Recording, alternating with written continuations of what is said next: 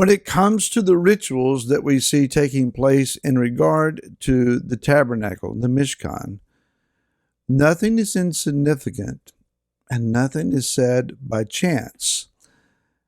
Hi, this is Barry Phillips with 10-Minute Torah, Day 2 of Korach. We are continuing today with a discussion on the red heifer. So let's go back to Bamidbar in Numbers 19.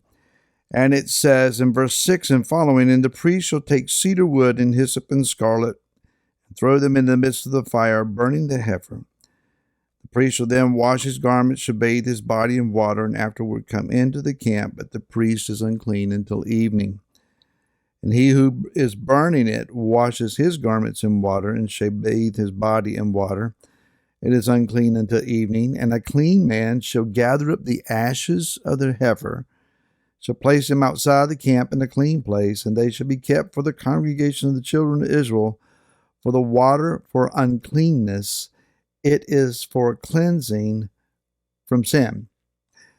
So this is an elaborate process. It all takes place outside the temple environment. It's outside the camp even. Yah is very particular here, and he includes some interesting elements of cedar wood, hyssop, and scarlet. Now, these are not the first time, this is not the first time these particular elements have been used. They have been used in other rituals. But why use this? The resulting waters from these ashes might then contain cedar oil, hyssop oil, and animal fat. Now, why is that important? Well, cedar oil is not only fragrant, but it's an irritant to the skin that might cause you to rub. It's also including a fungicide and is antibacterial. So in the rubbing process, opening the pores of the skin and allowing that which is impure to be cleansed. Hyssop oil is also very fragrant. It's an astringent. It's a super antiviral oil, an antiseptic, and a disinfectant. I had no idea. Of course, animal fat and ashes are used to make a lye type of soap. It's a fragrant soap, then with these other oils added in. Now, I don't know that there was any sudsing, any soap bubbles attached to this particular water. And again, you don't bathe in it. It's sprinkled on you. And so while it might have some cleansing properties included in the water, there's really not enough water being actually put upon the human body to do a thorough job of washing you or disinfecting you, technically speaking. But again, this is symbolic, it's ritual, it is figurative in a way. It is sending a spiritual message to the physical being. It is that thing that we do that has meaning, that allows us to cross over a particular threshold that has been a barrier to us. For example, we'll tie this in. When one is born again, and you have been forgiven of your past and your sins, your previous lifestyle, your waywardness from Messiah. You're born again. You're redeemed. But there is a ritual of sorts that is commanded after that, and that is of immersion in water, a mikveh, traditionally referred to as a water baptism. It is not that the water that you are immersed in, especially if you're out in a creek and creeks around this area are brackish water. So, I mean, it's not a place that you want to go and bathe. Brackish water, for those who are unfamiliar, it's a mixture of salt water and fresh water. And you immerse in living water and you rise up. It is a change of status. It is that physical barrier that you overcome, that's even a spiritual barrier, by an act in the physical.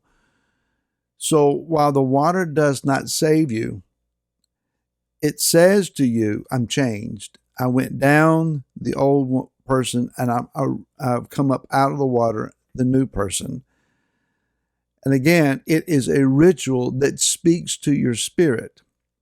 This is what's happening, I believe, here. There are those that have been tainted by, you may even say contaminated by, at least in the spiritual realm, by the element of death. They've been in the tent of one who has passed. They've had to handle the body to prepare it for burial.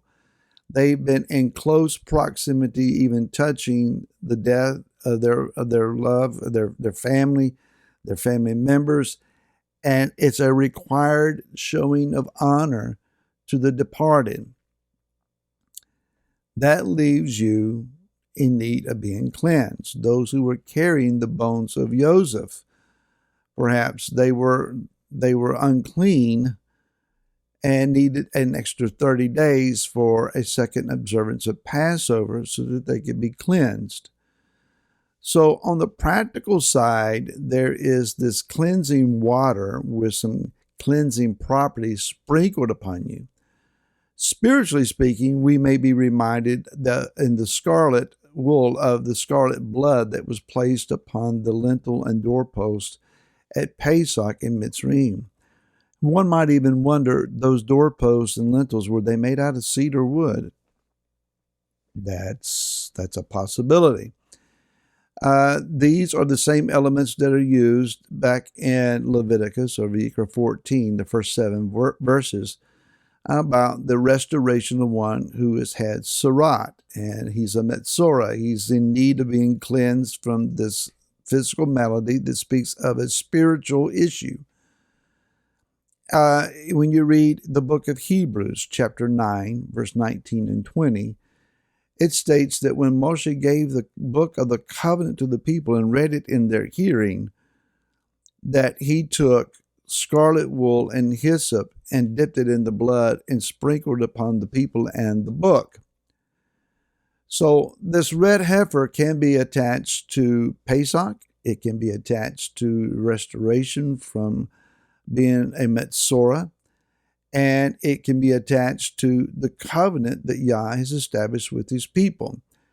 Yeshua is the lamb of the Pesach offering. Yeshua is the one who's the high priest who goes outside the camp to sanctify and restore those who have been stricken with Sarat and process them through their need of restoration. He's the covenant. He's the one who brings the covenant. It's his blood who sanctifies the covenant and brings its life. Therefore, he is also typified, symbolized, and revealed through the ritual of the red heifer. So it's also interesting the similarities between the red heifer and Yom Kippur.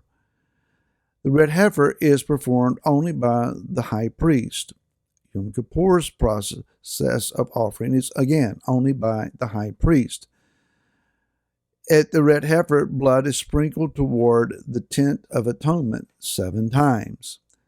On Yom Kippur, blood is sprinkled 7 times toward the ark. The red heifer is for the uncleanness of the people from sin and death. Yom Kippur is for the uncleanness of the people and how that their sins have tainted or defiled the tabernacle. The red heifer is completely burned up. The bull of the Yom Kippur offering is completely burned up. And in both of these rituals, the one who does the burning is unclean and must wash and be cleaned again. So the red heifer, the lamb's offering at Pesach, the scapegoat, the Yom Kippur bull offering, they all are speaking the same message. They're all saying to us that those who have become defiled and have lost their place and their identity and their righteousness, Yeshua is the one who redeems, who restores, who cleanses, who purifies, who brings them again back and right standing so that they can have a place before the Father in Him. Thank you, Yeshua, for all you have done for us. And I'll see you again tomorrow. To then, shalom.